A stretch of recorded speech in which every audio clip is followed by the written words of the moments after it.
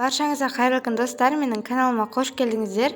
Бүгін біз сіздермен осындай 2-ақ жұмыртқадан тұратын өте пышный пирог пісіретін боламыз. Сол үшін видеоны соңына дейін қараңыз. Ең алдымен жылы сүтімізге уксус қосатын боламыз. Мендегі уксус 6%, негізінде 9% уксусты қосқан жақсы.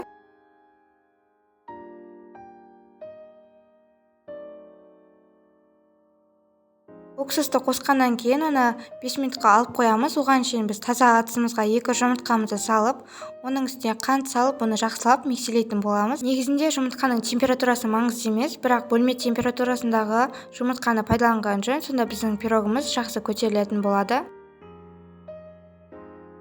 Жұмыртқамызға қантымызды салғаннан соң, оны жақсылап аппақ болып көпіргенге шейін микселейміз. Шамамен 5-10 минуттай микселеу қажет. Шамамен 5 минуттай микселедім. Міне осындай аппақ болу қажет. Енді оның үстіне манағы уксус қосылған сүтімізді құятын боламыз.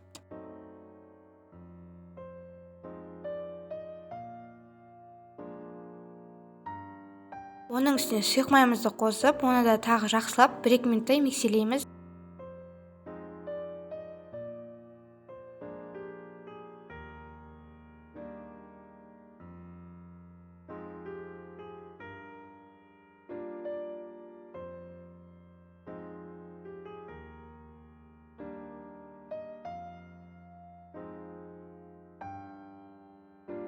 Енді електен өткізілген ұнымызға қопсыққышымызды салып, оны араластырып, манағы жұмыртқалы массамызға аз-аздан сала отырып, оны да жақсылап араластыратын боламыз.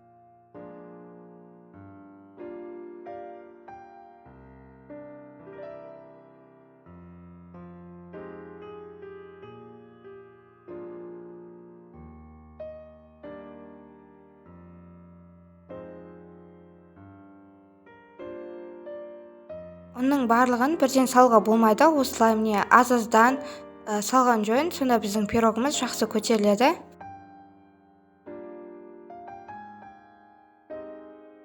Міне ұнды салып, енді оны тағы да жақсылап араластыратын боламыз.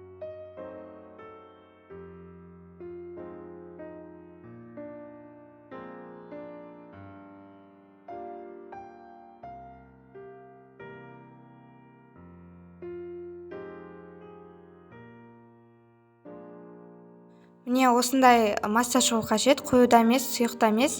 Енді табамызды алып, оның астына пергамент жаямыз.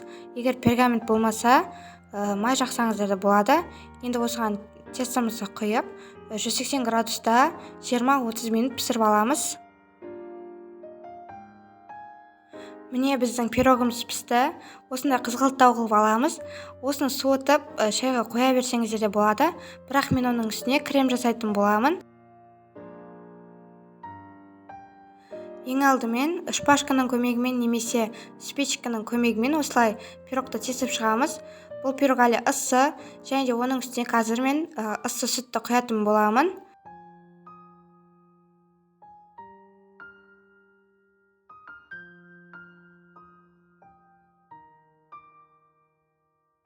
Енді пирогтың үстіне крем жасайтын боламыз.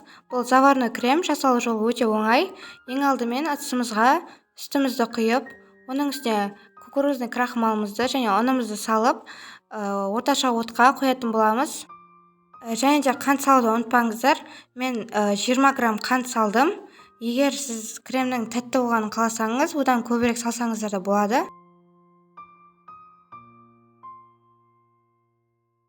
Енді кукурузный крахмал салатын боламыз. Егер кукурузный крахмал болмаса, оның орнына ұн салсаңыздар болады.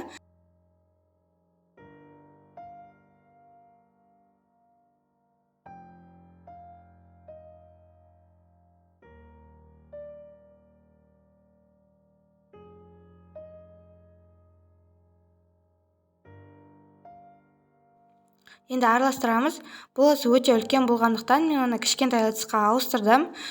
Крем көз алдарыңызда қоюланады, сол үшін міндетті түрде былғап тұрыңыздар. Орташа отта осылай қоюланғанға шейін ұстаймыз.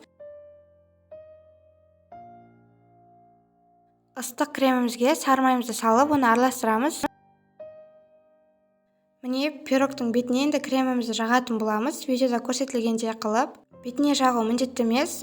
Пирогты ортасынан кесіп, ортасынан жақсаңыз да болады, өз қалаларыңыз бойынша.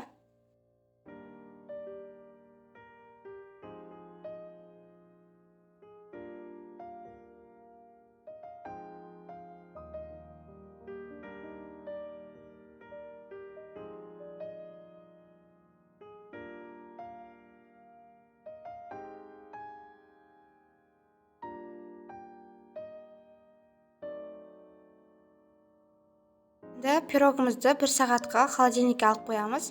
Міне 1 сағат өтті. Өздеріңіздің қалаларыңызша әсемдесеңіздер болады. Мен осындай посыпка септім. Көріп тұрғандарыңыздай пирог үйде бар нәрсемен оңай және тез жасалады. Міндетті түрде жасап дәмдатып көріңіздер. Егер видео ұнаса каналға тіркеліп лайк басып